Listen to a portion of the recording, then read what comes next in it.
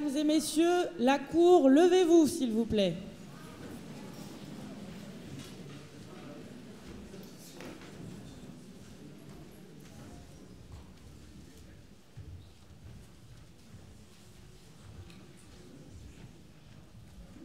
Mesdames et messieurs, l'audience est ouverte, vous pouvez vous asseoir. Garde, faites rentrer les accusés s'il vous plaît. Et qui s'installent sur le banc des accusés. Je vais maintenant demander aux témoins de venir s'asseoir dans la salle.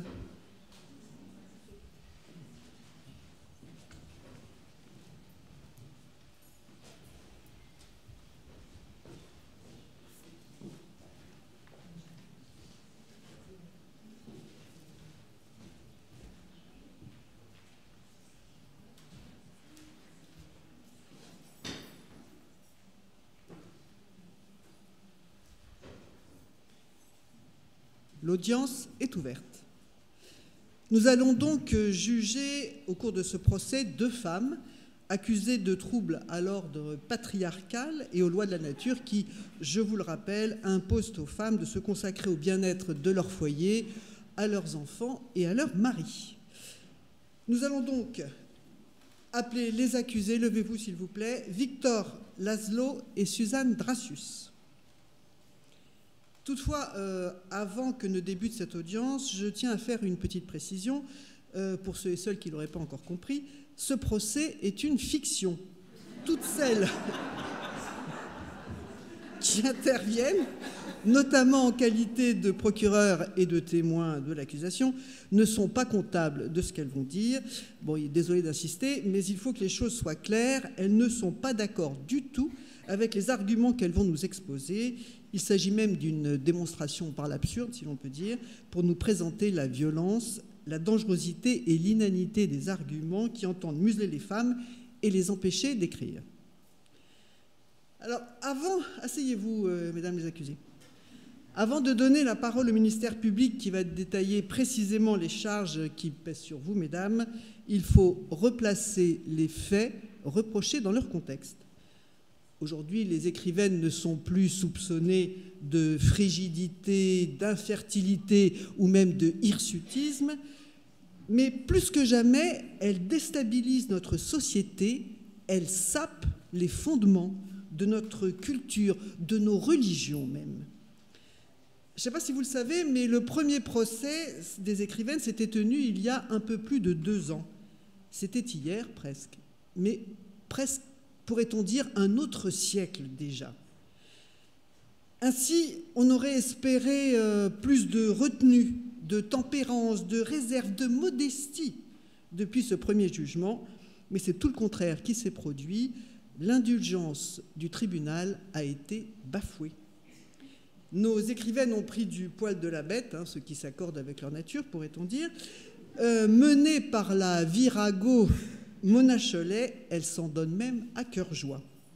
Selon cette, je ne sais ce qu'il faut dire, autrice, philosophe, journaliste, le couple hétérosexuel ne tient que parce que les femmes ferment leur gueule. Excusez-moi, c'est les termes qui sont employés. Alors depuis 2 ans, elles l'ouvrent toujours plus et elles le font avec une violence insoupçonnée. En fait, c'est notre monde qui s'effondre. Attentat à la pudeur, diffamation, trahison, incitation à la haine, c'étaient les chefs d'accusation qui avaient été retenus lors du procès de mars 2020, juste avant le confinement. Aujourd'hui, il faut y adjoindre la tentative d'homicide, le livre comme arme par destination. Comment qualifier autrement l'ouvrage de Camille Kouchner qui, sous couvert de courage et de vérité, cherche en fait à acculer au suicide son beau-père, le politologue Olivier Duhamel, qui n'a eu qu'un seul tort, élever ses enfants qui n'étaient pas les siens. Comment ne pas voir la même volonté destructrice chez Vanessa Springora, qui prétend qu'à 14 ans, on ne serait pas libre de son jugement, de ses sentiments, qu'on serait sous emprise, encore un mot à la mode.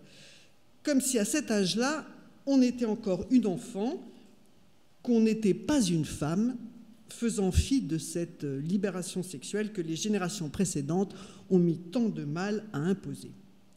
Cette audience, vous l'aurez compris, est capitale. Je vous demanderai donc de respecter aux uns et aux autres votre temps de parole afin que le tribunal puisse juger dans la sérénité qui s'impose et décider en son âme et conscience du sort des prévenus, bannissement ou réintégration dans la société. Je vais donner tout d'abord la parole à Fouzia Zouari. Madame le procureur, c'est à vous.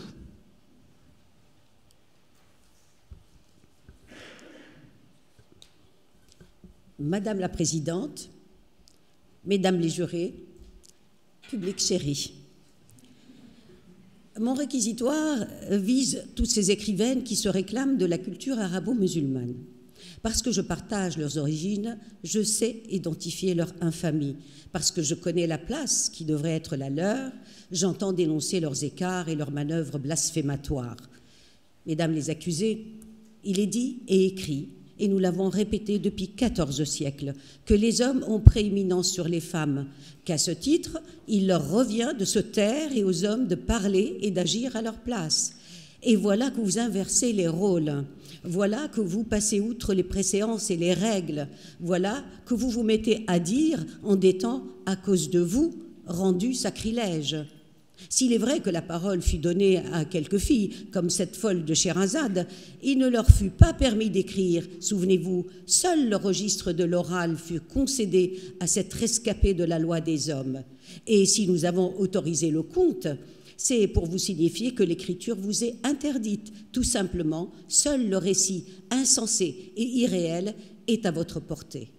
Madame la Présidente, je ne saurais de fait compter le nombre de délits de ces femmes, parmi lesquels la trahison du secret tribal, l'outrage public à la pudeur, la concurrence déloyale, l'usurpation d'identité et la connivence avec l'étranger. Trahison du secret, voilà le délit suprême, car vous faites semblant, mesdames, de ne pas savoir que vous devriez être le secret lui-même, le concentré de l'identité du clan et le mystère caché de la tribu. Et vous voilà en train de dévoiler ce qu'il y a de plus intime en vous, en nous, à travers vos écrits, en l'exposant sous le regard de tous. Ce dévoilement de l'intime et ce manquement au devoir de réserve impliquent un autre délit, celui d'outrage à la pudeur. Vous choquez les fidèles en faisant étalage de vos sentiments, vos désirs, vos corps. Vous avez le culot d'ouvrir vos cœurs et vos jambes sous l'œil du monde entier. Vous aimez, vous vous dénudez, vous allez jusqu'à écrire vos ébats, vous jouissez et vous riez et vous pleurez sans vous retenir. L'autre délit dont je vous accuse est celui d'oser dire « je », là où la loi de la communauté, la Oumma, exige de dire « nous », car il ne peut exister d'individualité en dehors de la communauté. Et il n'est guère de place à celui qui prétend que sa personne, son bien-être, sa parole ou sa liberté surpassent l'intérêt de la communauté et de son guide suprême, Allah, dans toute sa grandeur. Je ne manquerai pas non plus d'invoquer le délit de diffamation dont vous êtes coupable, car vous dites tant de choses sur les hommes et vous mentez. Vous leur collez tant de crimes et d'actes de violence dont l'humanité serait dispensée si vous n'étiez pas là à médire, ourdir des ruses et provoquer. Vous donnez de nos sociétés l'image du chaos et du désordre, alors que vous êtes la cause du chaos et du désordre. C'est dans votre nature. La concurrence déloyale est un autre de vos délits. Comment pouvez-vous prétendre écrire comme les hommes, voire mieux, eux qui tiennent la plume depuis la nuit des temps, pendant que vous vous teniez le balai, eux qui vous ont transmis le savoir, la religion, la promesse de l'au-delà. Revenez donc à vos vraies tâches. Tout le monde le sait, vous jouez de la plume à défaut de laver vos casseroles. Et quand vous écrivez, avouez-le, ce n'est que par jeu ou par ennui, quand ce n'est pas par esprit de revanche et d'égrétitude, comme dirait l'autre. Énième délit, sacrilège cette fois, mesdames, celui d'usurpation d'identité. Car, après avoir volé le métier des hommes et leur vocation, voilà que vous volez la fonction de Dieu. Vous avez oublié que l'écrit lui appartient en premier. C'est lui le maître de la langue et l'auteur du texte suprême, le Coran. Qui mieux qu'Allah possède l'art du mot et le miracle de la langue alors que vous usez sans honte de son alphabet ? C'est Dieu qui détient la vérité et vous prétendez vous aussi raconter des choses vraies. C'est lui qui a le droit d'inventer les récits et vous prétendez le faire à sa place. C'est lui qui crée les intrigues et les personnages et vous vous appropriez le rôle de créateur. Allahu Akbar. Sachez que vous ne pouvez être que de vulgaires pasticheuses et des auteurs de seconde catégorie. Enfin, et ce n'est pas la moindre de vos turpitudes, je vous accuse de connivence avec l'étranger, car vous voilà à rédiger dans la langue des infidèles, à traverser les frontières par l'esprit ou par le corps, qu'importe, à faire entendre la voix des étrangers au milieu de vos pages et à faire passer leurs idées en voyageuses clandestines. Madame le procureur, après cette démonstration implacable, pouvez-vous nous dire quelle est la peine que vous requérez? Madame la Présidente, pour tout cela, je réclame contre ces femmes la sentence la plus dure. Brûler leurs livres comme au bon vieux temps, les forcer au silence et les rendre à leur condition première, qui est la réclusion perpétuelle derrière les murs. Merci, Madame le procureur. Madame le substitut, nous allons vous entendre également. Madame la Présidente, les témoins, l'audience. Le 14 février 2023, lors de la remise de décoration dans l'Ordre national de la Légion d'honneur de l'éditeur X, éditeur de l'accusé, dans les locaux de la Société des gens de lettres, l'accusée s'est avancée et a interrompu le discours. Pendant 3 heures, elle a rappelé les discriminations dont elle prétend faire l'objet de la part de l'éditeur X. Elle a demandé au public de manifester son indignation et a pris à témoin l'épouse du chef de l'État, présente. Maîtrisée par les huissiers assermentés, elle est sortie de la salle, provoquant un mouvement de panique au cours duquel plusieurs personnes ont été malmenées. La semaine suivante, elle a utilisé la plateforme d'échange du Parlement des écrivaines francophones, dont elle est membre, et les réseaux sociaux pour envoyer des centaines de messages appelant au boycott de la maison d'édition. Elle a organisé des attroupements aux abords du ministère de la Culture. Elle bénéficie d'une tribune dans un organe de presse national qu'elle utilise pour dénigrer l'éditeur X et appeler au retrait de tout soutien financier public. Le caractère répétitif et violent des propos tenus, les attroupements organisés sur la voie publique et dans des locaux privés sont assimilables à un trouble de l'ordre public et à un abus de la loi de 1881 sur la liberté de la presse. La qualification de trouble à l'ordre public a été reconnue dans 3 procès-verbaux. L'accusé a par ailleurs fait l'objet d'une garde à vue de 24 heures le 25 février 2023.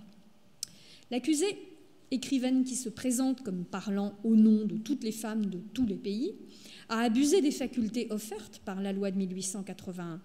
Par ses propos et agissements, elle s'expose à voir qualifier les faits de dénigrement et de diffamation. Au titre de la même loi, les écrits parus dans la presse nationale sont de nature à heurter l'honneur ou la considération de l'éditeur. Le dénigrement peut être invoqué puisque l'accusé a publiquement jeté le discrédit sur les produits, l'entreprise et la personnalité de l'éditeur. Plusieurs témoins qui l'ont fréquenté, à titre professionnel ou personnel, affirment qu'elle a un comportement clivant, excessif, d'une hypersensibilité à la notion d'injustice. Elle s'appuie sur ses travaux sur les femmes en précarité sociale et aux histoires familiales éprouvantes pour se victimiser. Elle prétend que sa vie de femme écrivaine l'expose à des inégalités de traitement. Son style lyrique, son argumentation catégorique, son art du double langage et de la dissimulation laissent à penser qu'elle est atteinte de perversion narcissique ou d'histrionisme. Elle aime à se mettre en scène. Son but est de séduire, et si elle n'y parvient pas, elle cherche à dénigrer l'autre. Submergée par ses émotions, elle est une proie facile pour les manipulateurs. Animée au contraire par une raison froide, le deuxième volet de sa personnalité, elle devient manipulatrice. Elle est tour à tour victime et bourreau. Sous-estimer la souffrance psychologique de l'accusé serait cependant tout aussi excessif.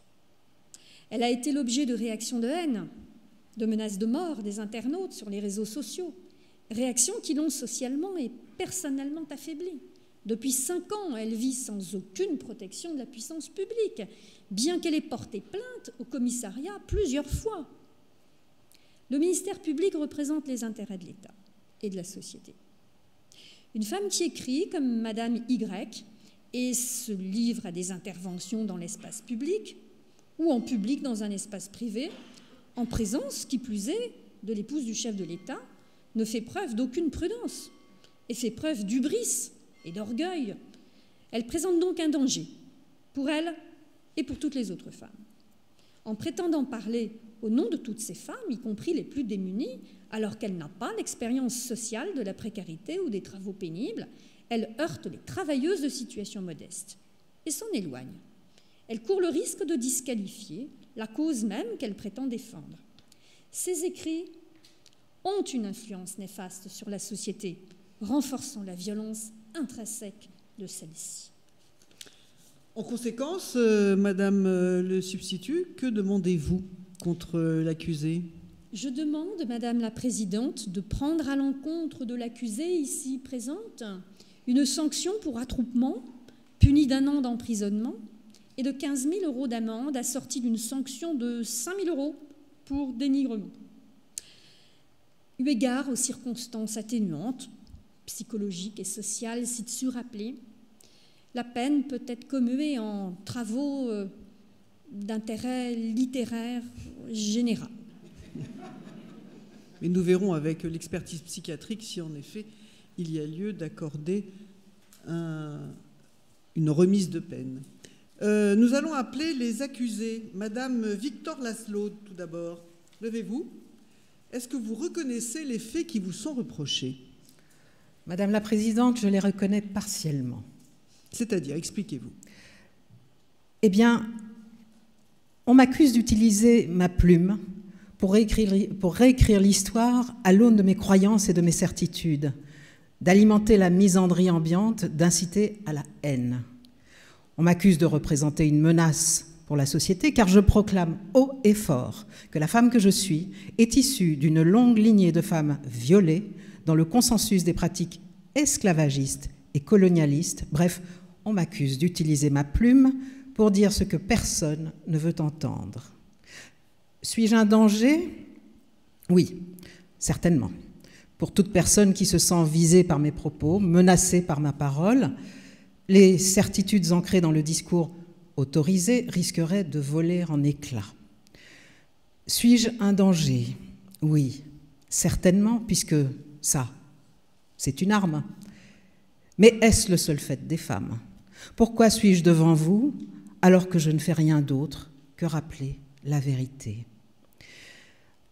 Avant d'entamer ma défense, Madame la Présidente, je voudrais vous raconter ce qui a présidé à ma naissance d'écrivaine, d'autrice. Déjà, dans ces mots, à force de nous nier dans toutes les strates du discours officiel, on nous a forcés à revoir jusqu'à la terminologie qui nous qualifie. Bref, je suis née dans une famille où la mère avait comme seul projet de vie fonder une famille, choyer son homme, ses enfants, ses petits-enfants et pourquoi pas ses arrière-petits-enfants jusqu'à ce que mort s'en suive.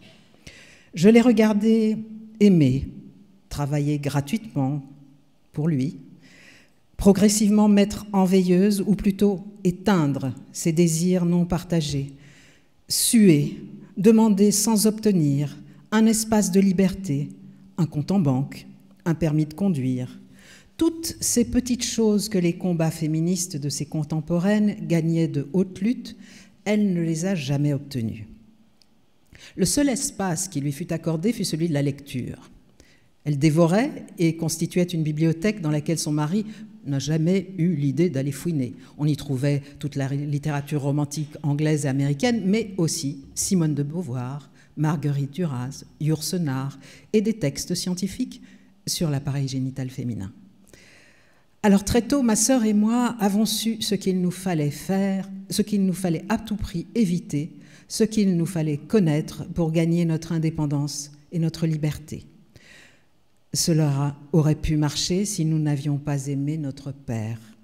Mais ces mises en garde d'éviter le mariage, piège à illusion, de travailler, finances assurées, n'ont pas suffi. Nous nous sommes mariés, nous avons reproduit le schéma maternel, et si ce n'était l'évolution de la technologie, nous en serions encore à laver les chemises de nos hommes à la main et à épingler les couches de nos enfants. Pour échapper à cette fatalité, j'ai fait comme elle, ma mère. J'ai lu, mais j'ai également pris la plume. Et c'est cette plume qui m'a libérée, qui m'a permis d'échapper à ce que me préparait la vie. Sans elle, j'aurais continué à vivre bâillonnée, ma timidité m'aurait pour toujours empêché de chercher la vérité et de la dire. La vérité, la voici, Madame la Présidente. On m'accuse de mettre ma plume au service de mensonges, ce qui représente un danger sans précédent pour la société, culpabilisant pour les hommes, culpabilisant pour les Occidentaux, parce que, je le répète, je clame avec force que la femme que je suis est le résultat d'une longue lignée de femmes violées et abusées. Et avant d'accuser le système colonialiste de ces viols, j'accuse les hommes. Ceux qui se sont complus dans ce système qui légalisait leurs actes. Cela a commencé il y a longtemps avec l'esclavage. Ça a perduré parce qu'ils estimaient être la seule justification possible à l'abolition de l'esclavage, la colonialisation. Ma grand-mère était une petite femme de ménage de 17 ans quand elle a été violée par son patron, de 50 ans son aîné. Elle-même était le fruit d'un viol perpétré par le fils de famille dont sa mère assurait la garde. Il n'y a que ma mère qui fit des enfants par amour, sans pour autant échapper au schéma patriarcal qui l'enfermerait. La chose étant dite, elle devrait être acceptée et reconnue tout simplement avec humilité et indignation par les héritiers de ceux qui ont, durant des siècles et des siècles, profité d'une situation pour maquiller leurs crimes. Au lieu de cela, on me dit « mensonge ». Tu culpabilises la France, les Français, et tu nous forces à reconnaître un mensonge. La colonisation vous a apporté l'éducation, la science, la technologie. Ça vaut tout de même mieux que de continuer à grimper dans les arbres pour cueillir les cocos. Tu utilises la misandrie du moment pour requalifier des amours ancillaires en viol. En cela, tu représentes une menace permanente pour la société et devrais être empêché de nuire. Voilà ce que j'entends et j'ai honte. J'ai honte de m'être tue si longtemps. On m'accuse de réécrire l'histoire à l'aune de mes croyances. C'est justement pour essayer de la comprendre, l'histoire, pour tenter d'accepter le comportement des hommes que j'ai travaillé sans relâche afin de ne rien travestir, de ne rien omettre, pour livrer des textes les plus objectifs possibles. Alors oui, je suis dangereuse. Oui, je risque gros. Mais je préfère me sacrifier plutôt que de me soumettre à l'histoire officielle, car je sais qu'il est vital d'exprimer cette colère aujourd'hui, sinon nos sociétés futures se construiront sur des mensonges. Si je comprends bien, madame, non seulement vous reconnaissez les faits, mais vous accusez. Oui, madame la présidente, je reconnais que je suis un danger plus pour moi que pour la société, mais j'accuse surtout, oui. Je suis ici pour accuser. Eh bien, le tribunal appréciera. Madame Dracius, s'il vous plaît. Vous aussi, je vous pose la même question. Reconnaissez-vous être un danger pour la société? Reconnaissez-vous faire de la diffamation, des atteintes à la pudeur? Reconnaissez-vous enfin saper les fondements de notre société? Oui, je le reconnais, mais aujourd'hui, nous célébrons l'abolition de la peine de mort, donc je suis relativement sereine, puisque je sais qu'au moins, je ne serai pas condamnée à mort. Accusée, j'assurerai ma propre défense en plaidant d'une manière métissée, comme ma propre personne, c'est-à-dire en plaidant à la fois coupable et non coupable, et même victime, et aussi complice, recéleuse et bourrelle. Vous voulez dire bourreau? Non, je fais exprès de dire bourrel. Ok. Et justement, quand les mots, les noms de métiers sont défavorables, on n'hésite pas à les utiliser. On disait bourrel en bon français autrefois, alors que quand c'était des termes désignant des fonctions prestigieuses, mais je vais en parler tout à l'heure, on hésitait à les utiliser. Ou alors on les utilisait uniquement pour désigner la femme de. Merci pour cette explication. Continuez, s'il vous plaît.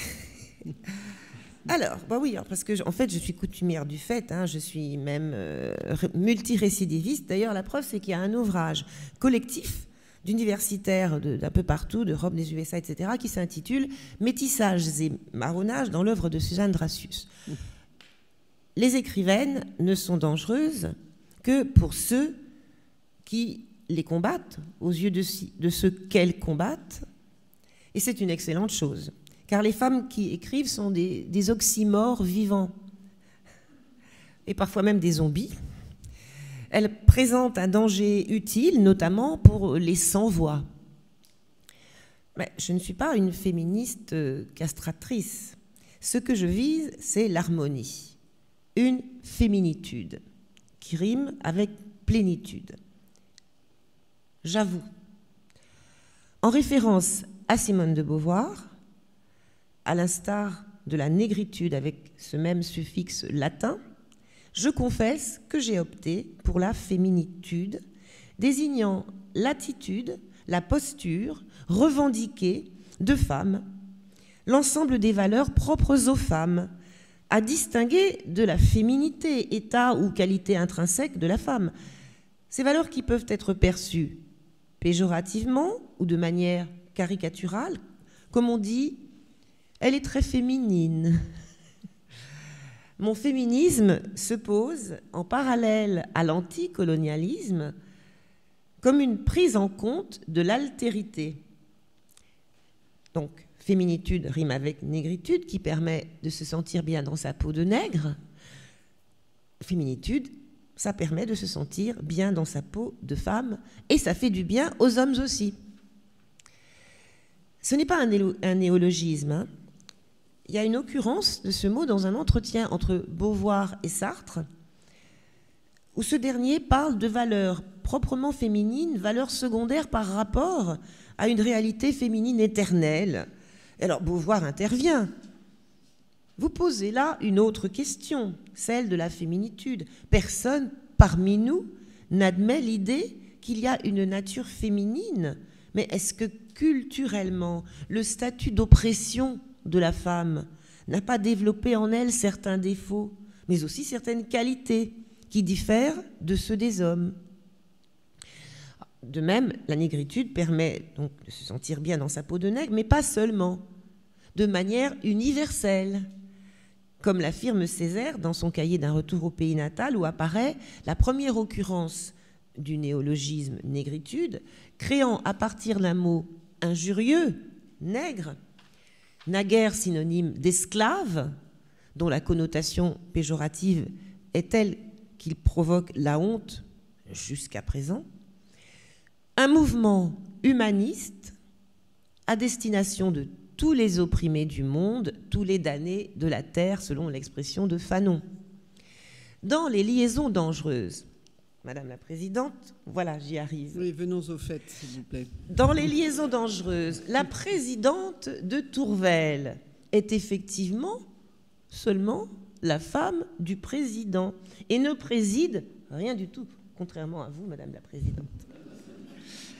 Naguère, on n'avait aucun problème à dire avec une certaine condescendance phallocratique et patriarcale Madame la Présidente, car il s'agissait simplement de la femme d'un président. Mais aujourd'hui, il y a des présidentes qui président, des présidentes de la République même, encore plus que vous, donc, Madame la Présidente.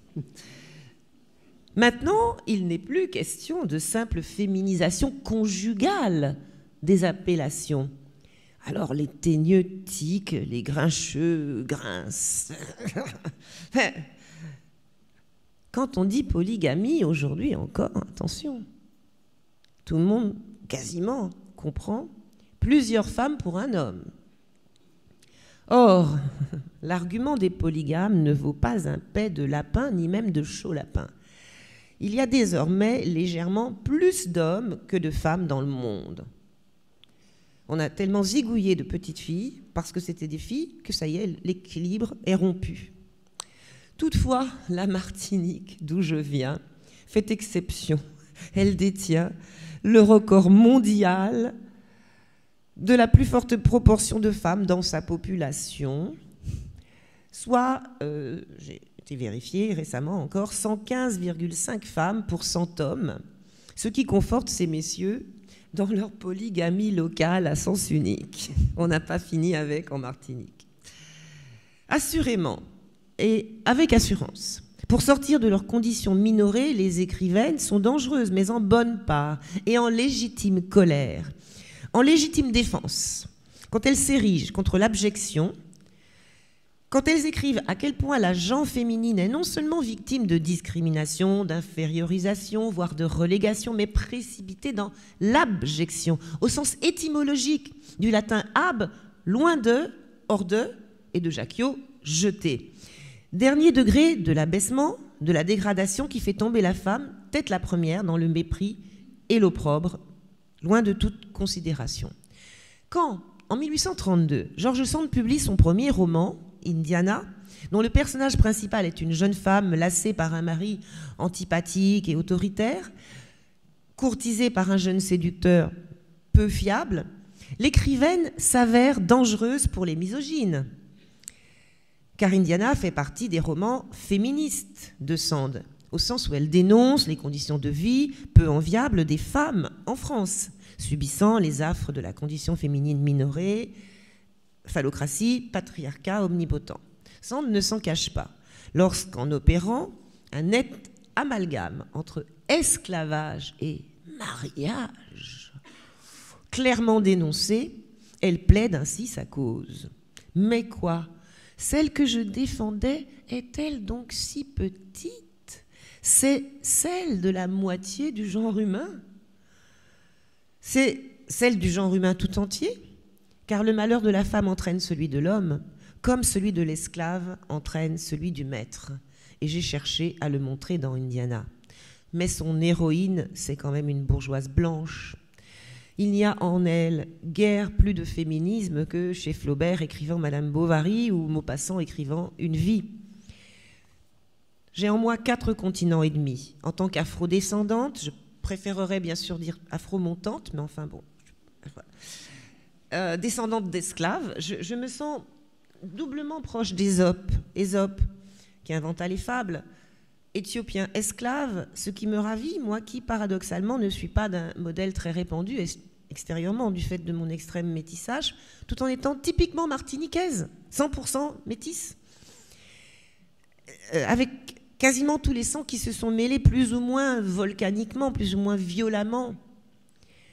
Le sang de l'Africaine, déportée en esclavage, du colon français blanc que nous appelons chez nous béquet, des Indiens à plumes et sans plumes, c'est-à-dire les Amérindiens et puis ceux qu'on a appelés les coulis, venus après l'abolition de l'esclavage, après 1848, et puis bien sûr, pour pimenter le tout, une arrière-grand-mère chinoise. Tout ça pour vous dire que je suis humaine avant tout. Et donc ? Et je n'y perds pas mon latin. Et donc ? Et donc ? Êtes-vous encore plus dangereuse à ce titre ?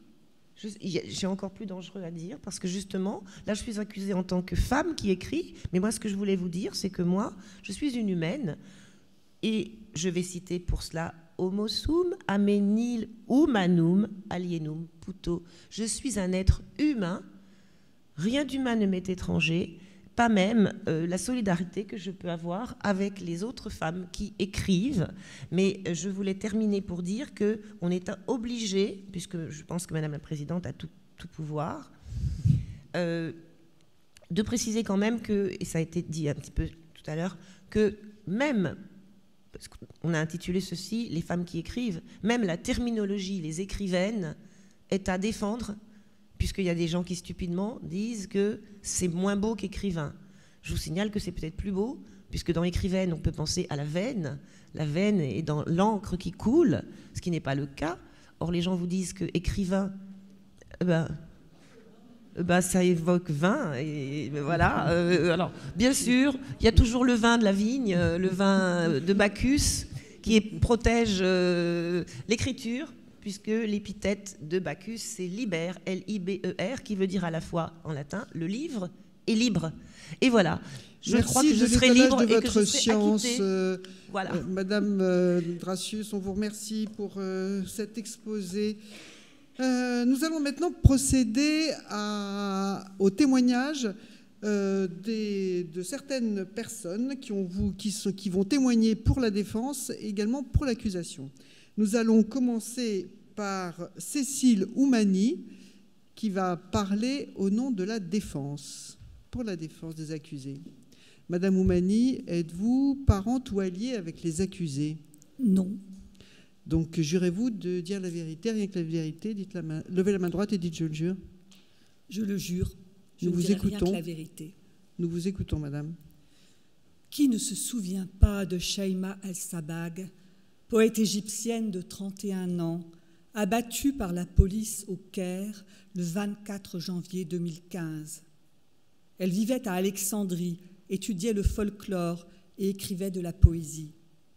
Cette jeune femme, issue d'une famille conservatrice, allait cheveux au vent, d'un café à un autre, se réunir avec d'autres poètes pour parler poésie et rêver un monde meilleur.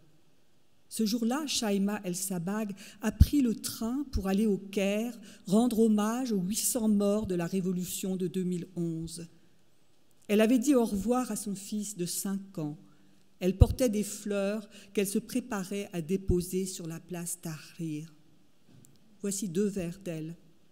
J'étais debout au milieu de la rue à ramasser dans ma main les étoiles du ciel, une par une. Moi, la fille à qui on a interdit de dire non, l'aube ne me manquera jamais. Celle qui portait des fleurs et rêvait d'étoiles dans ses mains ne verra plus l'aube se lever depuis qu'un fusil l'a fait taire. Qui d'entre nous n'a pas entendu parler de l'écrivaine Aslı Erdoğan? Je connais Aslı Erdoğan depuis que son œuvre a été traduite en France en 2003. Je connais sa passion à défendre les droits humains, sa révolte face aux souffrances infligées à autrui, son courage à les dénoncer. Depuis 17 ans, j'échange avec cette femme douce et souriante. Rien ne lui échappe des noirceurs du monde, elle qui parle aussi avec ravissement de voyage, de danse classique et de littérature. L'acuité de son regard, chronique après chronique, dans le journal Özgür Gündem, l'a conduite en prison à Istanbul en 2016. Le régime avait décidé de rendre ses mots inaudibles, faute de pouvoir les effacer. Menacée d'une peine à perpétuité, puis acquittée en février 2020, la décision du tribunal a été ensuite annulée en juin 2020. Aujourd'hui, elle observe depuis son exil son procès pour propagande qui recommence ce mois-ci à Istanbul. Ses avocats pensent qu'elle sera condamnée à une peine de prison qui peut aller jusqu'à plusieurs années. Voici ce que m'écrivait Aslı Erdoğan une nuit d'hiver où elle était déjà dévorée par l'inquiétude. Pourquoi un régime tout-puissant prendrait-il tellement au sérieux une écrivaine solitaire avec un lectorat limité, une femme qui ne pèse plus que 45 kilos? Il est impossible que ce soit moi qui leur fasse peur. J'espère que c'est la vérité dont ils ont tellement peur. Aurait-elle dû se taire, oblitérer l'horreur dans sa chronique sur le massacre de civils kurdes dans la ville de Cizre en 2016 ?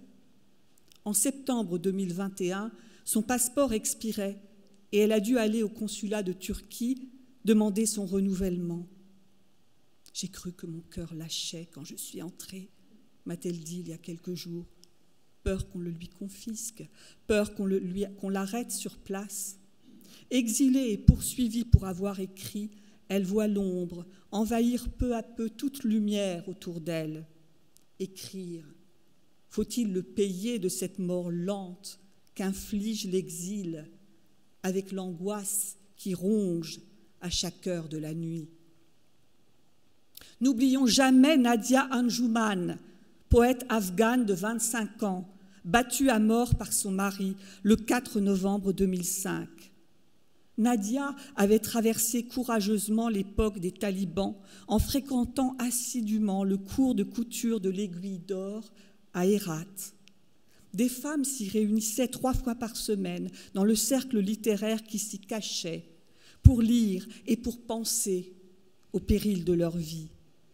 Nadia a survécu aux talibans. Elle est allée étudier à l'université. Elle a publié « Fleurs rouges sombres », son premier livre de poèmes. Mais écrire de la poésie, écrire sur les femmes, était intolérable pour son mari et sa belle famille. Taxée d'indécence, accusée d'attirer la honte sur sa famille, l'étoile s'est arrêtée, pulvérisée en plein ciel. Les juges de son pays ont libéré son mari au bout d'1 mois d'emprisonnement, comme s'ils avaient décidé de mettre à mort Nadia une 2e fois. L'immensité d'espaces intérieurs indomptés et leur ivresse étaient aussi, pour ces juges, un sacrilège. Il fallait les effacer de la surface du monde.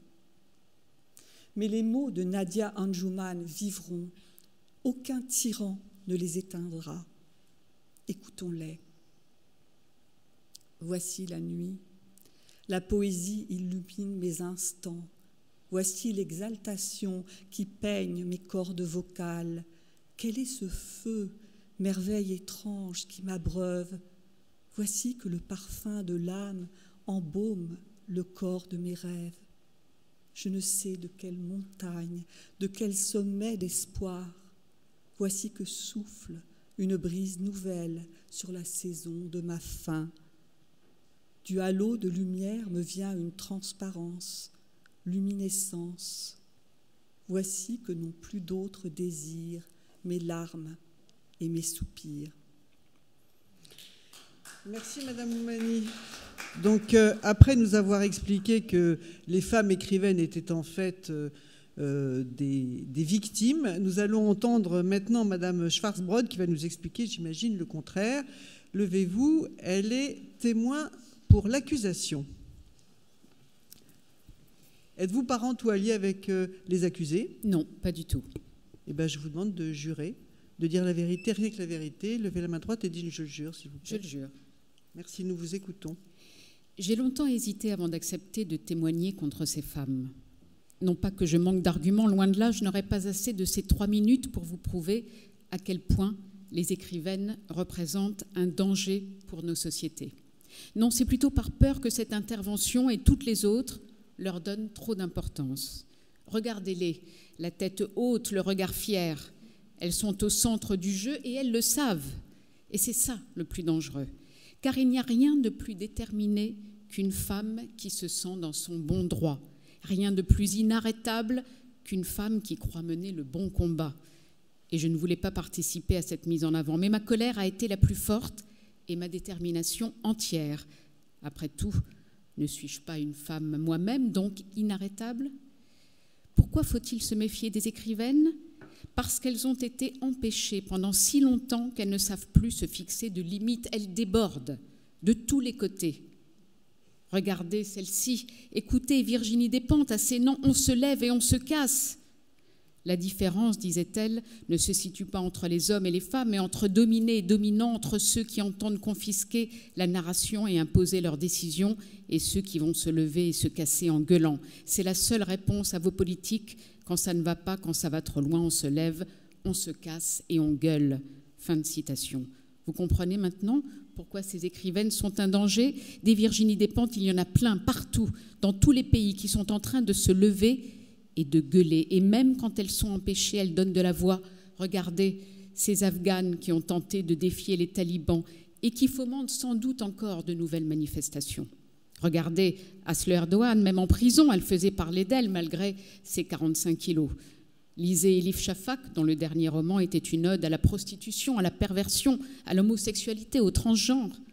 Et avant elle, Alexandra David-Nel, qui a montré qu'une femme pouvait parcourir le monde, être la première femme occidentale à atteindre la capitale du Tibet, Simone de Beauvoir, que les femmes avaient la capacité à exister par elles-mêmes, à s'unir et à faire bouger la société, Toni Morrison, qu'une femme noire pouvait être récompensée du Nobel de littérature en mettant des mots sur l'esclavage et notamment la condition des femmes esclaves, Vandana Shiva et Arundhati Roy, que des indiennes pouvaient se rebeller contre la toute-puissance des hommes et la misère, Leila Slimani, qu'une femme pouvait remporter le prix Goncourt sans faire partie du sérail. Toutes ces écrivaines, et je pourrais vous en citer des dizaines, des centaines, des milliers, des dizaines de milliers, des centaines de milliers, dont les noms ne sont pas parvenus jusqu'à nous, vous savez ce qu'elles ont réussi à créer?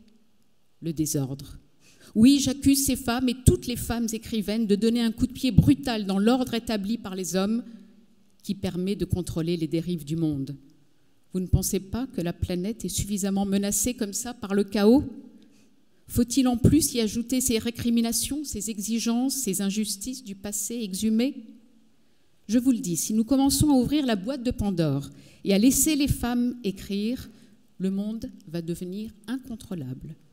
Regardez, écoutez, Victor Laszlo, elle n'hésite pas à nous menacer de son stylo, son arme, comme elle le qualifie elle-même. Lisez, écoutez Mona Chollet. Elle a voulu détourner le mot pour le railler, mais je crois plutôt que son inconscient a parlé.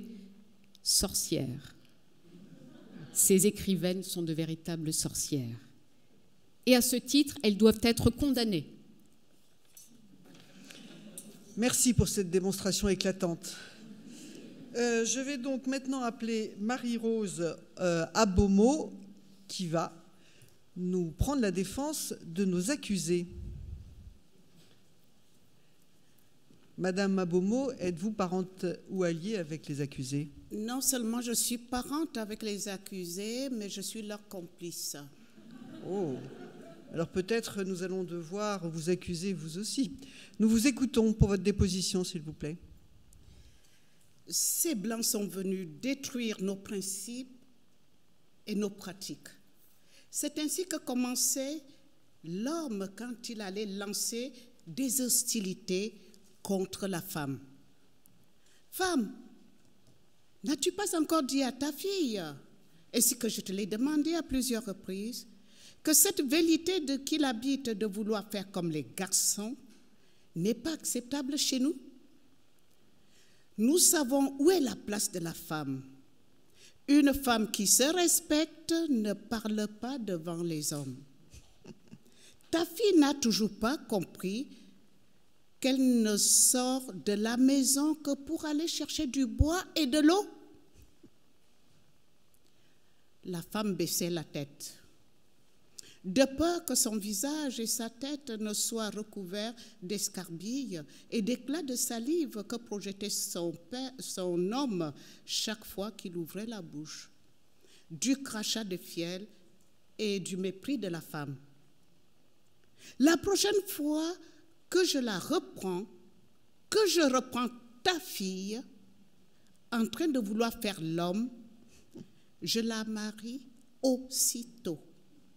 Ces Blancs sont venus détruire nos principes et nos pratiques. Ta fille aurait dû être mariée depuis longtemps. Elle a déjà 10 ans. Qu'est-ce qu'on attend? Elle doit comprendre qu'on dit chez nous ceci: les urines d'une femme ne peuvent pas passer par-dessus un tronc d'arbre ni de bananier. Les garçons doivent aller à l'école. Ils sont appelés à être chefs de famille, à entretenir les femmes, à leur garantir le nécessaire. C'est une façon de parler. Ils seraient les meilleurs interlocuteurs devant nos administrateurs. Femme, pour la dernière fois, dis à ta fille de ne pas penser comme les Blancs. Nous ne sommes pas des Blancs. Notre tradition ne fait pas part aux femmes, ne leur accorde pas ce qui peut les amener à écarter les jambes en public. Femme, maintiens ta fille à la cuisine, c'est sa place. Et il terminait ainsi son blâme mal. J'ai parlé et on n'en parlera plus Jamais. Combien de fois ai-je entendu ce discours que ressassaient les vieilles femmes à qui finalement cette diatribe était destinée, leur mère n'ayant pas connu l'école. Nous avons observé la douceur de la vie des Européennes qui arrivaient pour créer un cadre idyllique au cœur de la forêt équatoriale, me confirma l'une d'elles. Ces femmes illettrées venaient régulièrement à la mission.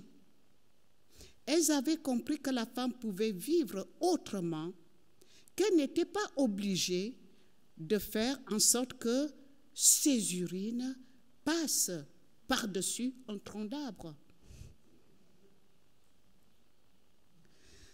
Elles pouvaient vivre simplement. Alors, que faire? Qu'est-ce qu'elles ont fait? Elles adoptèrent les nouvelles religions européennes. Les unes devinrent protestantes, les autres catholiques, les autres adventistes du 7e jour et les autres baptistes. Et pour la plupart, le dimanche devint un jour de fête et de joie. Oui, la religion leur octroyait la protection de Dieu, la protection des missionnaires et la protection de l'administration coloniale. Leurs filles et petites filles iraient à l'école Parole de Femme. Ainsi s'éveillait notre conscience, c'est de l'émancipation et d'une liberté longtemps freinée par les pères de la tradition. Les témoignages recueillis, dont je vous rends compte ici, surprirent les hommes qui, pour la plupart, avaient peur de la prison et des condamnations. La loi et les préceptes avaient changé. La conversion des pratiques inscrit la fille à l'école.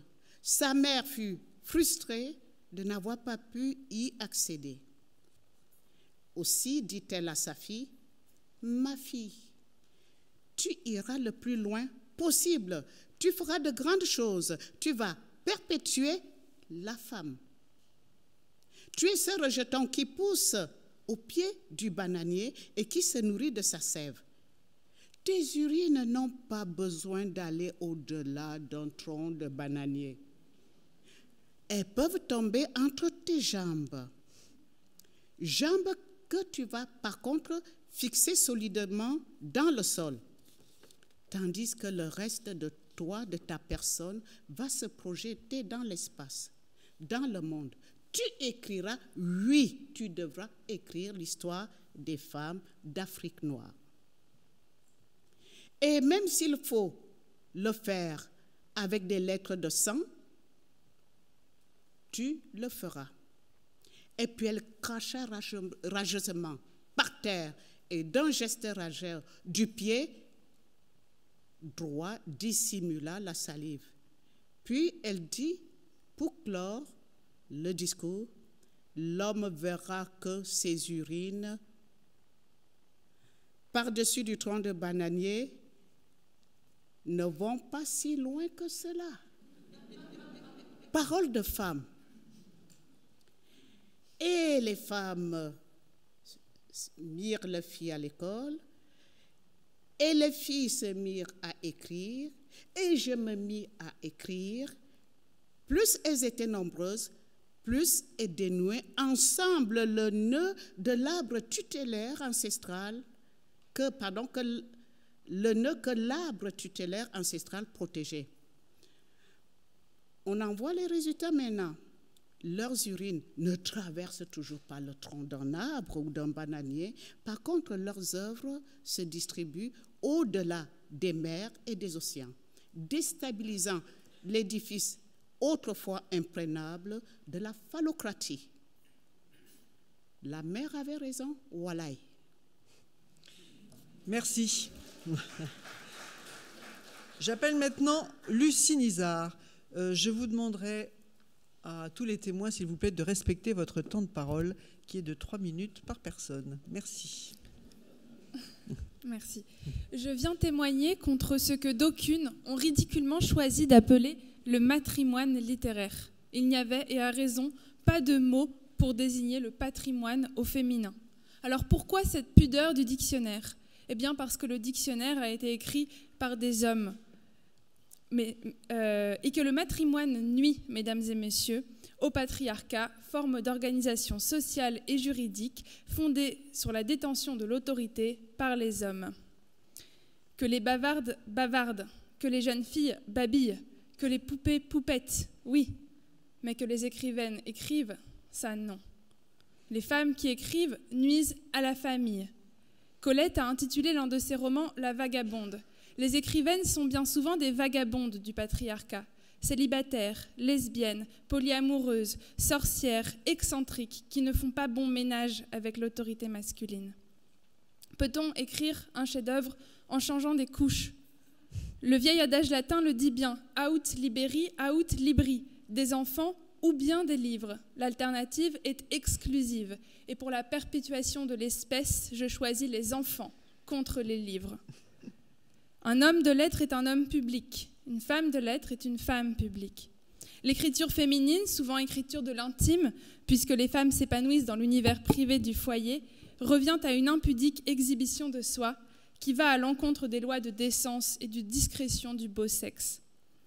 La femme qui écrit est toujours une putain.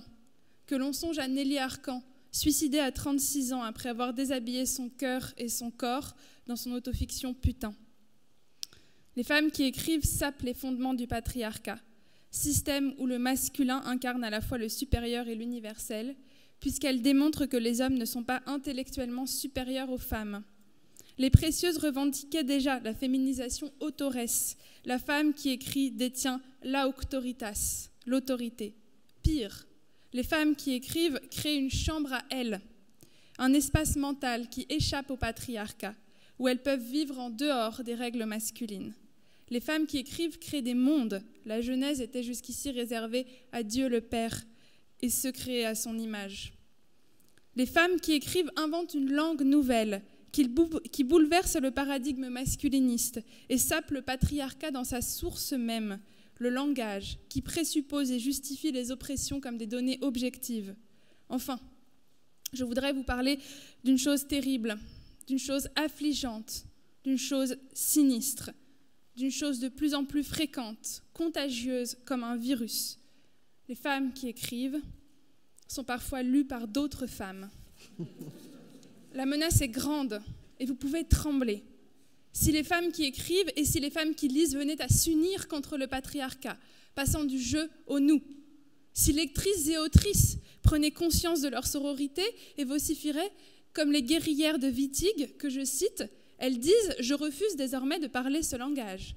Je refuse de marmotter après eux les mots de manque, manque de pénis, manque d'argent, manque de signes, manque de nom.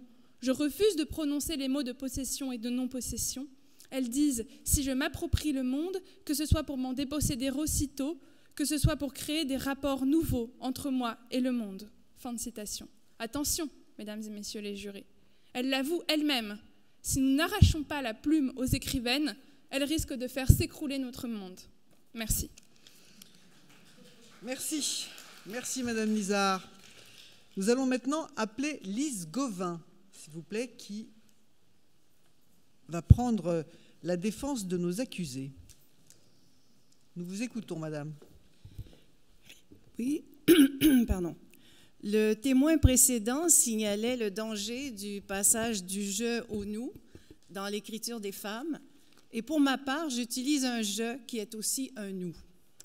Alors, je me porte à la défense des femmes qui écrivent, car il est devenu nécessaire de changer les modèles fournis par certaines œuvres littéraires et pour dire sans équivoque, je ne suis pas celle que vous croyez. Je ne suis pas Maria Chapdelaine, l'héroïne éponyme du roman de Louis Hémon, scénarisé de nouveau dans un film récent. Cette figure archétypale de la femme québécoise du début du XXe siècle est une femme muette qui n'ouvre la bouche que pour acquiescer ou non aux 3 demandes en mariage qui lui sont faites. Maria n'a accès ni à la parole, ni à sa propre histoire.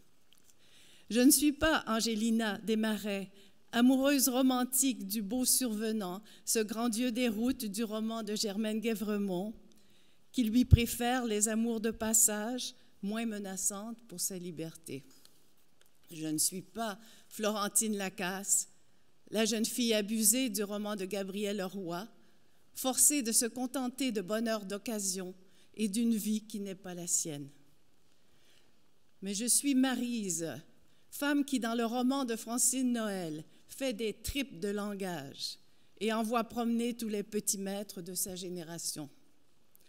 Je suis la mère qui, dans Les Fées ont soif, la pièce de Denise Boucher, n'a pas hésité à donner la main à la putain et à casser le socle soutenant la statue de la Vierge. Entreprise iconoclaste qui a nettoyé le paysage littéraire de quelques mythes encombrants. Je suis celle qui a osé crier « MeToo » et engager ainsi une véritable révolution sociale. Je suis celle qui, comme Martine Delvaux, a dénoncé le Boys Club d'une époque encore régie par un système de privilèges masculins. Je suis toute celle qui ose prendre la parole, ne serait-ce que pour dire « je ne suis pas morte ». Je suis une femme et j'écris. Le jeu des femmes est un jeu politique. Leurs paroles dérangent parce que, précisément, elles risquent de déboulonner les statues et de changer l'imaginaire du monde. Merci. Je demanderai un peu de silence à la salle, hein, parce que sinon, je fais évacuer la salle. Je voudrais appeler Sophie Bessis pour la défense des accusés. Merci, Madame la Présidente. Vous m'avez appelé pour la défense, mais je vais être beaucoup plus terre à terre que les témoins qui m'ont précédé, et vous jugerez en réalité si les femmes dont je vais parler sont dangereuses ou s'il faut réellement les défendre. Je n'en suis moi-même pas très sûre. En fait, je vais parler de 3 femmes dont j'étais d'ailleurs, mais de mes 2 compagnes, responsables à différents échelons d'une prestigieuse organisation de défense des droits humains. 2 d'entre elles, dont moi, avaient particulièrement la charge de ce qu'on appelait dans cette organisation le groupement de défense des droits des femmes. Et nous avons mis en œuvre un gros projet, l'étude et l'écriture d'un livre, vous m'entendez bien, sur les violations des droits des femmes et les régressions du droit dans les pays où les tenants de l'islam politique étaient arrivés au pouvoir, dans des pays ou des régions où les tenants de l'islam politique étaient arrivés au pouvoir par des moyens pacifiques ou par la guerre, car les 2 ont eu lieu au cours des dernières décennies. Alors pendant 3 ans, nous avons choisi 11 pays et nous avons recueilli des témoignages, recueilli des données. Et nous avons écrit un livre. Parlez bien dans le micro, s'il vous plaît. Vous m'entendez bien? Un livre de plus de 200 pages sur ces violations. Ce livre devait être diffusé, publié par l'organisation dont je vous parlais. Et là, il y a eu un affolement général d'un certain nombre de ses responsables. Car l'organisation se mettait alors dans une situation difficile. Parmi ces 11 pays dont je vous parlais, certains étaient tout à fait respectables. Certains avaient des relations avec des pays encore plus respectables qu'eux. Et nous faisions l'inventaire des droits qu'ils violaient.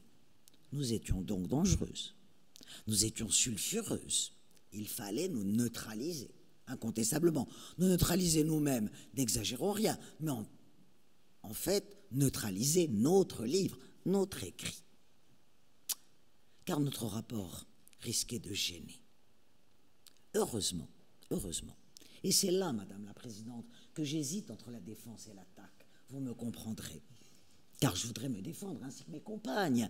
Mais heureusement, le président d'alors, soucieux de l'ordre du monde, affolé par notre témérité, trouva la parade. Je précise que parmi ces 3 femmes, nous étions 3 maghrébines, dont 2 musulmanes. Mais la précision est d'importance, pourquoi? Parce que le président d'alors de cette organisation très prestigieuse trouva la parade, nous étions islamophobes. Voilà. Et donc, nous étions non seulement islamophobes, mais nous étions essentialistes. Et nous ne tenions pas compte du contexte. Je vous avoue que nous n'avons jamais compris de quel contexte il s'agissait, en réalité. Mais nous ne tenions pas compte du contexte. Et donc, est tombée la sentence. Il était interdit de publier ce rapport, de le diffuser. La prudence d'abord, les femmes ensuite. La suite de l'histoire, un rapport, un livre unique sur les violations des droits des femmes par les lecteurs, par les défenseurs d'une lecture obscurantiste des textes religieux, ce rapport dort ou est mort dans un tiroir de profundis. Leçon de l'histoire, même dans les organisations les plus prestigieuses dont je vous parlais, eh bien, les droits des femmes ne sont pas une priorité. Amen. Est-ce que vous pourriez, s'il vous plaît, nous donner le nom de cette organisation dont vous parlez? Je ne veux pas lui porter préjudice, mais vous-même savez de qui il s'agit, Madame la Présidente. Mais justement, je voudrais que vous en informiez notre public et notre tribunal. Bon. Je vais donc, alors, après cette démonstration, en fait, tout le problème réside dans le fait que les femmes ont appris à lire et à écrire. Heureusement, certains ont voulu empêcher justement ce début, ce commencement de problème. Donc, je vais appeler M. Sylvain Maréchal qui va nous expliquer un petit peu ce qu'il a constaté et quelle était la loi qu'il avait proposé de faire voter par le Parlement en 1801. Nous vous écoutons, monsieur.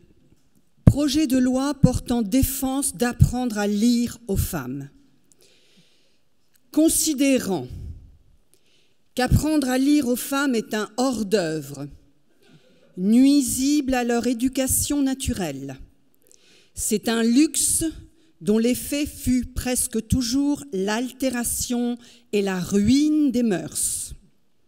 Considérant que cette fleur d'innocence qui caractérise une vierge commence à perdre de son velouté, de sa fraîcheur, du moment que l'art et la science y touchent.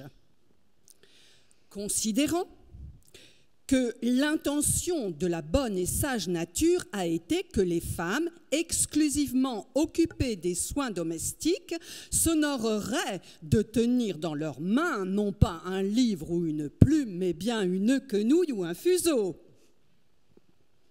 Considérant combien une femme qui ne sait pas lire est réservée dans ses propos, pudibonde dans ses manières, parcimonieuse en paroles, timide et modeste, hors de chez elle, égale et indulgente. Considérant combien il est dangereux de cultiver l'esprit des femmes. D'après la réflexion morale de La Rochefoucauld, qui les connaissait si bien, l'esprit de la plupart des femmes sert plus à fortifier leur folie que leur raison. Considérant que les femmes qui se targuent de savoir lire et de bien écrire ne sont pas celles qui savent aimer le mieux. L'esprit et le talent refroidissent le cœur. Considérant combien la lecture est contagieuse. Sitôt qu'une femme ouvre un livre, elle se croit en état d'enfer. Et femme qui compose en sait plus qu'il ne faut Molière. Considérant des lettres. Que presque toujours, quand les femmes tiennent la plume, c'est un homme qui la taille. Considérant que les femmes n'étant pas assujetties à une charge publique, à aucune fonction administrative, n'ayant pas même droit au fauteuil de l'Institut, elles n'ont nul besoin de savoir lire, écrire. Considérant combien doit être difficile le ménage d'une femme qui fait des livres unis à un homme qui n'en sait pas faire. Considérant que Jeanne d'Arc sut bien délivrer la France sans savoir lire. Et donc, quelle conclusion en avez-vous tiré, Monsieur Maréchal? Alors, en conséquence, la raison veut que l'on dispense les femmes d'apprendre à lire, à écrire, à imprimer, à graver, à scander, à solfier, à peindre, etc. Quand elles savent un peu de tout cela, c'est trop ordinairement aux dépens de la science du ménage.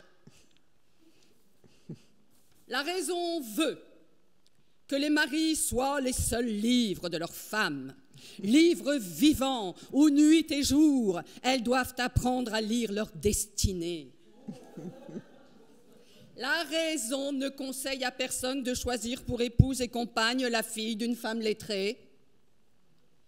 La raison veut que les femmes qui s'obstineraient à faire des livres ne soient point admises à faire des enfants.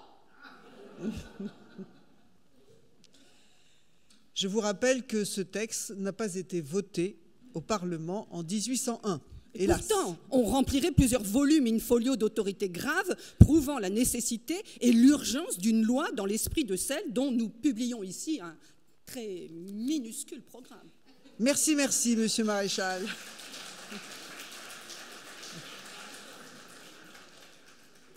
Pour la défense des accusés, j'appelle Marie-Josée Alice, s'il vous plaît. Êtes-vous parente ou alliée avec les accusés? Génétiquement, non, Madame la Présidente. Mais je suis, comme nous toutes ici, à la fois la sœur, la mère, la fille, le miroir et le prolongement de nos accusés. Donc nous vous dispenserons de tout serment. Qu'avez-vous constaté? Que pouvez-vous dire au tribunal? Je suis... D'abord, je témoigne, mais qui je suis pour témoigner? Eh bien, écoutez, je suis un des maillons de nos solidarités, du mystère de nos intimités, dirons-nous. En marge de la grande avenue de la littérature créole, j'emprunte les chemins de traverse, les petites rues perdues qui butent sur les impasses et créent des souffles d'espace. Car là d'où je viens, mon pays caribéen à l'histoire tourmentée, l'écriture est masculine, beaucoup. Et ces hommes de plume m'ont regardé comme s'ils attendaient sans y croire ce que mon imaginaire avait à dire au monde. Alors j'existe en marge et en liberté, en défiant les codes de la créolité. Que m'a-t-on reproché sinon de ne pas tremper ma plume que dans le sucre de la plantation? Comme vos accusés, je tourne autour de mon clocher, mais en large cercle, concentrique, très large, qui me font effleurer le monde entier que je porte en moi, l'Afrique, l'Asie, l'Inde, l'Europe, les peuples premiers. Et de la plantation esclavagiste, j'ai hérité d'une immense et intime souffrance, d'une grande colère, mais aussi d'une encombrante tendresse, car j'ai retenu le geste large des femmes qui protégeaient l'enfant du viol colonial ou celui de l'amour de la même caresse. Alors nous, aujourd'hui, ok, on balance nos porcs. Mais n'oubliez pas que dans le même monde, en même temps, Erdogan ou Trump ou Bolsonaro ou les talibans ou, allez, je vais oser, Éric Zemmour, sont arrivés ou arrivent au sommet des pouvoirs. Surtout d'ailleurs celui de polluer nos pensées en ouvrant le chemin étroit de toutes les interdictions. Vous ne me croyez pas? Mais lisez donc ce qu'ils veulent faire de nous. Vous croyez vraiment qu'un monde qui accepte ou subit ce viol de la beauté est un monde partagé par les femmes, prêt à nous faire la place que nous réclamons au nom d'une égalité qui allume les frontons de la République? Non. C'est comme la liberté, Madame la Présidente. L'égalité s'arrache. L'égalité se conquiert et ne tombe d'aucune évidence. Alors oui, nos plumes sont nos armes. Et je suis témoin que les accusés les utilisent pour raconter des passés honteux ou flamboyants, des présents douloureux ou pleins d'espoir, des futurs à construire ou à détruire, et que nul ne doit les freiner. Mais dans ce cas, témoins ou accusés, nous trempons toutes nos plumes dans l'encre salvatrice de la subversion qui fait de nous des femmes dangereuses. J'ai une belle amie, une belle âme, qui va bientôt écrire le monologue de la Verge. Ouais. Une boutade lancée lors d'une séance de rire et d'écrire. Eh bien, vous savez quoi? Nous l'avons toute rejointe. Enthousiasme délirant, plein d'humour et d'énergie. On a toute envie de s'y mettre avec des anecdotes à rire et à pleurer. Qui donc pourra arrêter cette vague profonde, cet éclat de vie qui s'esclaffe à la barbe des barbus? Alors témoin, oui, de cette époque sûrement, et donc pleinement consciente d'assister à la fin d'un monde où la colère de la terre, la colère des oubliés, des mal-aimés, la colère des mémoires se réveille avec fracas. La fin d'un monde et l'urgence que nos plumes d'écrivaines prennent toute leur place dans celui qui se construit. C'est exactement ce que font vos accusés. Que leur reproche-t-on? D'ajouter leur vérité au grand concert des vérités multiples qui assourdissent le monde avec leur faciès grimaçant et dominateur? De proposer une petite musique qui dérange et s'entête et finalement trace un chemin de lumière dans le vivant? Ah mais alors oui, quel danger! Je témoigne de tout cela pour elles, les accusés. Et c'est aussi en leur nom que je vous réponds, débordant un peu de mon rôle de témoin pour tendre la main à la défense. Mais qui donc êtes-vous pour nous juger? Pour juger nos 5000 ans, 10 000 ans d'existence, car aucune souffrance d'aucune femme depuis des millénaires ne nous est étrangère. Alors oui, elles écrivent. Nous écrivons, alourdis, enrichis d'une longue histoire, à l'ombre de tout cela ou à la lumière de tout cela. Danger, sans doute. Et si elles sont coupables d'être dangereuses? Nous le sommes toutes et devrions le revendiquer. Je le revendique. Coupables? Oui, elles le sont, Madame la Présidente, nous le sommes, mais c'est peut-être un des rares cas de culpabilité qui exige un non-lieu et donc un verdict d'acquittement au nom du mieux-être de l'humanité. Nous verrons, le tribunal jugera. Nous appelons le dernier témoin, Madame Chala Shafik, s'il vous plaît, qui va parler pour la défense.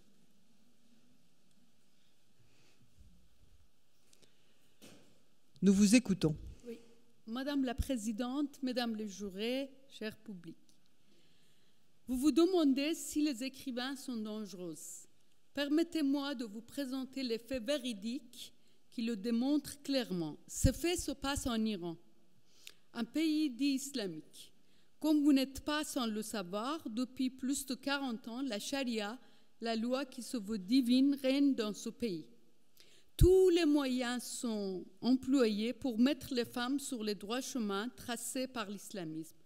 Hélas, le nombre des rebelles ne cesse d'augmenter et la plume devient leur arme. Aucun châtiment, aussi cruel soit-il, n'arrive pas à brider l'élan de ces femmes qui osent prendre la plume pour dire ce qu'elles désirent. N'est-ce pas ici, là, un acte de dévoilement, alors que nous avons rendu le voile obligatoire pour garantir la pudeur sociétale? L'histoire de la plume comme l'arme est ancienne dans ce pays. Déjà, dans la deuxième moitié du Xe siècle, la poétesse Tahireh Qurratul Ayn, convertie au mouvement Babi, radicalement critique envers la charia, a osé ôter son voile et parler à visage découvert devant une assemblée d'hommes pour déclarer haut et fort « Je suis le Verbe ». Elle a été tuée et jetée dans un puits à l'âge de 36 ans, mais sa fin tragique n'a nullement servi d'exemple. Au cours de la révolution constitutionnelle qui suivit et ébranla le pays l'Iran au début du XXe siècle, les plumes des femmes furent fertiles pour critiquer la place inférieure que la loi leur réservait et revendiquer leurs droits, quitte à piétiner l'ordre sacré. Heureusement, le temps de revanche est arrivé. Nous avons instauré la charia dans une révolution qui mena l'islamisme au pouvoir en 1979. Nous avons instauré une république islamique pour dresser un ordre chaste. Mais imaginez, Madame la Présidente, Mesdames les jurés, cher public, imaginez que les jeunes générations restent attirées par une certaine Forough Farrokhzad, surnommée la poétesse du péché. celle qui a osé écrire « J'ai commis un péché délicieux ». Bien qu'elle soit morte depuis des décennies, sa tombe est actuellement un lieu de pèlerinage pour les jeunes. Elle a pourtant été exclue de l'anthologie de la poésie contemporaine iranienne. Mais rien n'y est fait. Elle est adorée comme une sainte. Plus grave encore, le nombre de femmes qui prennent la plume ne cesse d'augmenter. Les écrivains, les traductrices, les poétesses, les poètes et les autres. Et encore plus grave, même les femmes qui n'ont pas une vocation d'écrivaine ou de poète prennent la plume dès qu'elles sont menacées. Nasrin Sotoudeh, avocate et militante des droits humains et de la liberté des femmes, avocate des prisonniers politiques et des prisonnières politiques, écrit régulièrement des lettres ouvertes depuis sa prison. D'autres aussi brisent les murs de la prison par leurs mots. Monireh Arabshahi, qui est condamnée à des années d'emprisonnement pour avoir protesté contre le voile obligatoire, écrit qu'elle se sent comme un oiseau sur le point de voler vers les horizons de la liberté. Étrangement, cela fait écho à une célèbre parole de la fameuse Forough Farrokhzad dont je viens de parler, « L'oiseau meurt, n'oublie pas l'envol ». Voilà comment la plume donne les ailes aux femmes rebelles. Et oui, mesdames et messieurs, les écrivains sont dangereux et je crains qu'aucun châtiment ne puisse les corriger. Merci. Nous allons maintenant écouter notre expert psychologue et psychiatre, à qui le tribunal a posé 2 questions. Les accusés sont-elles responsables de leurs actes? Y a-t-il un risque de récidive? Nous vous écoutons, Madame Giampino. À la demande du tribunal et du Parlement des écrivaines francophones, j'ai pratiqué une expertise le 5 mars 2020 et à nouveau le 8 octobre 2021 concernant mesdames Laszlo et Dracius. Je ne développerai pas, comme le veut l'usage d'une expertise médico-psychologique, les commémoratifs, les éléments biographiques saillants, les justifications. Je ne reviendrai pas sur les justifications invoquées par les accusées elles-mêmes, ni définir ici la nature précise de leur pathologie psychiatrique. Je me centrerai sur les circonstances supposées atténuantes, les circonstances aggravantes, et tenterai de déterminer dans quelle mesure les femmes qui écrivent sont conscientes et donc pénalement responsables ou l'inverse. Le présupposé de cette expertise est clair. Les femmes qui écrivent et qui sont publiées, sont-elles coupables? Oui, car elles sont femmes. Les femmes qui n'écrivent pas, sont-elles coupables? Oui, pour les mêmes raisons.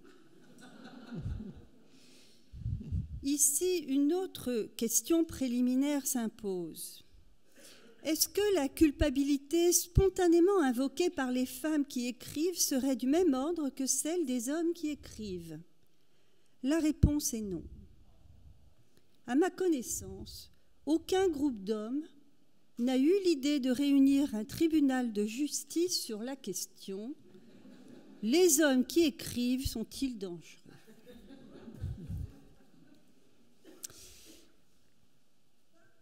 J'en reviens à la question qui m'est posée par le tribunal.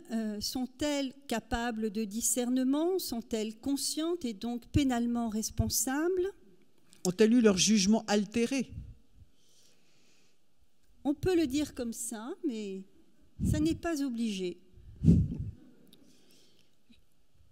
Comme chacun le sait, ce qui aujourd'hui nous permet, au niveau international, de déterminer qui est faux et qui ne l'est pas, et de quel type de folie il s'agit, est transcrit dans une nouvelle sorte de code pénal, le DSM-5, Manuel diagnostique et statistique des troubles mentaux, établi par l'Association américaine de psychiatrie et par donc d'éminents spécialistes. À n'en pas douter. Ce DSM-5 qui a écrasé toutes les autres formes de classification mondiale exite la souffrance mentale, la détresse psychologique, la confusion mentale, vive le trouble neurodéveloppemental, neurocognitif et bienvenue aux indices de dangerosité potentielle. Or, comment fonctionne le DSM ? Il considère comme trouble toutes les anomalies comportementales statistiquement déviantes par rapport à la norme, sur une estimation de fréquence de ce trouble sur la population générale. Autrement dit, tout comportement qui dévie de la norme est considéré comme pathologique. Reste ainsi à estimer le pourcentage de femmes qui écrivent dans le monde par rapport à celui de femmes qui n'écrivent pas. Et qui écrivent quoi ? La liste des courses, l'évolution des enfants, les premiers pas, les premiers mots, les journaux intimes. Bon, ne considérons ici que les femmes qui écrivent et qui sont publiées, leur nombre étant largement minoritaire. Elles sortent de la norme. Selon le DSM, elles sont donc atteintes. La question revient maintenant à savoir si elles sont pénalement responsables. Car le Code pénal exige de définir dans quelle mesure la personne était atteinte au moment des faits d'un trouble psychique ou neuropsychique ayant aboli son discernement ou le contrôle de ses actes. Article 122-1 du Code pénal modifié par la loi 2014-4-896 du 15 août 2014, article 17.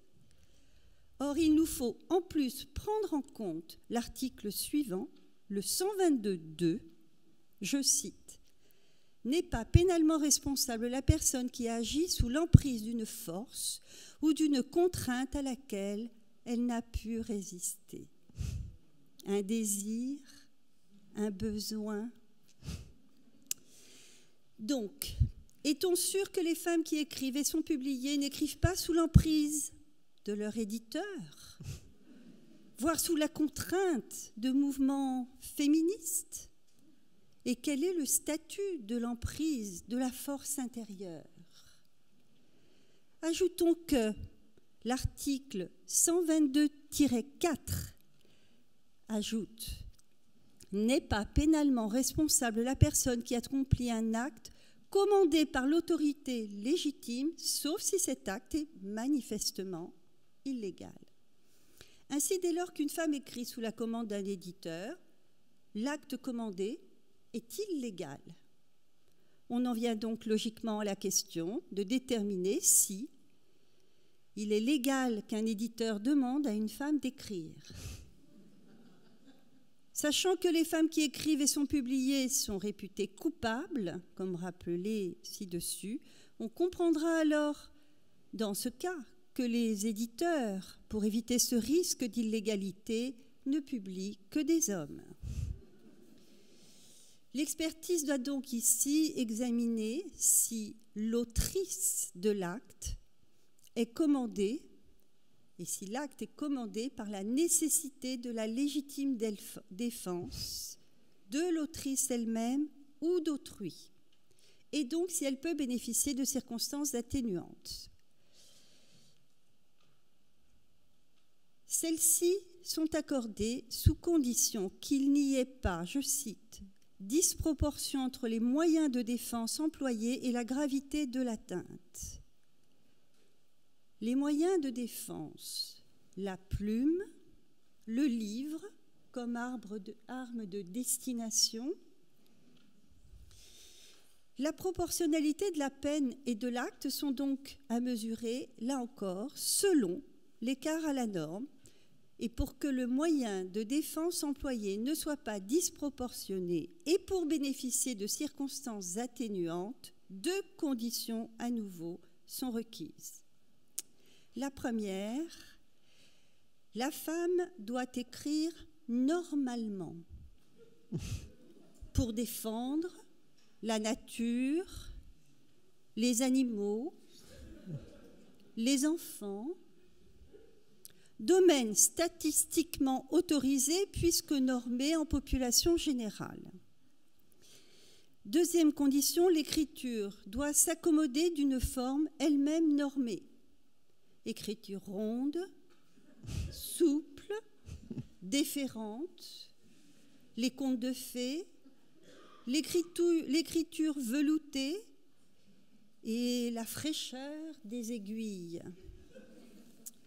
En revanche, pourront être invoquées les circonstances aggravées envers toute femme qui passe à l'acte d'écrire et d'éditer un roman, de la poésie, un essai sur la sexualité, des publications scientifiques, des analyses artistiques, osant avancer des idées nouvelles, osant la science, la culture, la rébellion, la satire, pire, la vérité. Et que dire des accusées elles-mêmes qui osent revendiquer d'être des dangers utiles pour les sans-voix, d'utiliser leur plume pour dire ce que personne ne veut entendre par légitime colère? Revenons à la légitime défense. En bénéficie celui qui accomplit l'acte. Article 122-6. Je cite, « Est présumé avoir agi en état de légitime défense celui qui accomplit l'acte pour se défendre contre les auteurs des vols ou de pillages exécutés avec violence, pour repousser, je cite, de nuit, l'entrée par effraction, voire violence ou ruse dans un lieu habité. Ainsi n'est pas pénalement responsable, car en état de légitime défense, toute femme qui reste garante du silence, du secret de l'alcôve, dans une chambre à soi, la nuit, à son corps défendant, l'esprit nuit au mystère de nos intimités. Alors les circonstances atténuantes, oui, au prix donc de l'abstinence? Le tribunal questionne. Quelle est la dangerosité? Depuis la loi du 25 février 2008, dite loi de prévention de la délinquance, la protection du corps social est devenue une priorité. Dans cette loi dite de prévention de la délinquance sont prévues des mesures de protection de la société. Il ne s'agit plus seulement de punir des comportements dangereux, mais aussi de prévenir un passage à l'acte ou une récidive éventuelle. Que le diagnostic psychiatrique prémonitoire de dangerosité devrait permettre de pronostiquer avant même l'intention. Alors, les femmes qui n'écrivent pas encore sont-elles dangereuses? Et par anticipation, les petites filles qui ne sont pas encore des femmes sont-elles dangereuses? Sachant que les femmes qui écrivent et sont publiées sont déclarées hors nature féminine et hors norme, et que toute folie est à un titre ou un autre dangereuse et sublime, se pose alors la question de la nature des mesures de sécurité, les mesures sécuritaires de prévention à prendre pour éviter un acte délictuel d'écriture future ou récidiviste. Je me permets d'en suggérer au tribunal, Madame la Présidente, si vous le permettez. Oui, oui, nous vous qui écoutons. peuvent se cumuler, organiser un dépistage précoce chez toutes les petites filles à l'entrée à l'école maternelle de signes précurseurs d'un trouble d'écriture, le goût du crayon. La seconde, interdire les serrures des portes des habitations d'une femme qui a publié. Ainsi, elle ne pourrait plus prétendre à une effraction si quelqu'un entre dans la pièce où elle écrit. la nuit, ni s'abriter derrière l'article 122-6 pour prétendre à la légitime défense. La troisième, l'obliger à porter un bracelet électronique. On notera la mesure de tolérance du tribunal qui renonce momentanément à la ceinture de chasteté. Ainsi, il serait possible de vérifier qu'elle ne se rend pas à une manifestation de mouvement féministe, dans un lieu la mettant sous emprise d'incitation au passage à l'acte d'écrire, par exemple, le Sénat, l'Assemblée nationale, les universités, les équipements culturels, les académies, que dis-je, les tribunaux. En conséquence, pour les raisons indiquées, j'invite la Cour à conclure que les femmes qui écrivent et qui sont publiées ne sont pas pénalement responsables, mais j'incite fortement la Cour à considérer la dangerosité des femmes qui écrivent au regard des risques encourus par la société, à prendre des mesures sécuritaires aptes à éviter le risque de dérangement du silence de l'alcôve et de l'ordre établi. Merci, Madame Giampino. Nous arrivons donc au terme de ce procès. Nous avons donc à répondre à deux questions. Les femmes qui écrivent sont-elles coupables d'être dangereuses pour le patriarcat, pour notre société? Et si oui, quelle peine devons-nous leur prononcer? Ainsi que Madame Giampino nous l'a proposé, nous avons donc un certain nombre de suggestions, comme donc le bracelet électronique, le dépistage précoce de toutes les petites filles, ou même la ceinture de chasteté, bien que Madame Giampino l'ait écartée, nous pouvons décider que nous la prenons pour la condamnation. Donc voilà, je voudrais savoir, donc, puisque maintenant c'est vous donc qui êtes tous les jurés, est-ce que les femmes écrivaines sont coupables? Ceux qui pensent qu'elles sont coupables, vous pouvez lever la main. Personne. Donc il n'y a aucune peine. Il y a donc qu'elles sont acquittées, si j'ai bien compris. Elles ne sont même pas. On pourrait considérer qu'elles sont coupables, mais qu'on ne leur donne pas de peine. Hein. Non, elles ne sont pas coupables. Elles ne sont pas coupables de remettre en cause l'ordre établi?